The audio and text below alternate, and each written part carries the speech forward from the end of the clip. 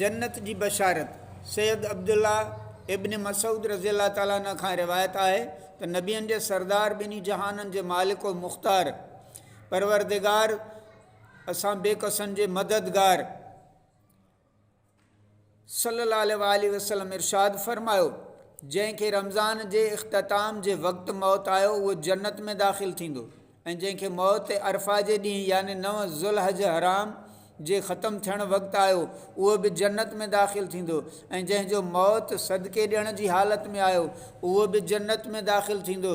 जेको ख़ुशनसीब मुसलमान रमज़ान जे महीने में इंतकाल करे थो उनखे क़ब्र जे सवालनि खां अमान मिली वेंदी आहे ऐं उहो क़ब्र जे अज़ाब खां बि बची वेंदो आहे ऐं जन्नत जो हक़दार करार ॾिनो वञे थो। जीअं हज़रात मुहद्दिसीन कराम रिज़वानुल्लाहि अलैहिम अजमईन जो कौल आहे त जेको मोमिन रमज़ान जे महीने में मरे थो उहो सिधो जन्नत में वेंदो आहे, ॼण उन जे लाइ दोज़ख जो दरवाज़ो बंदि आहे। सुभान अल्लाह।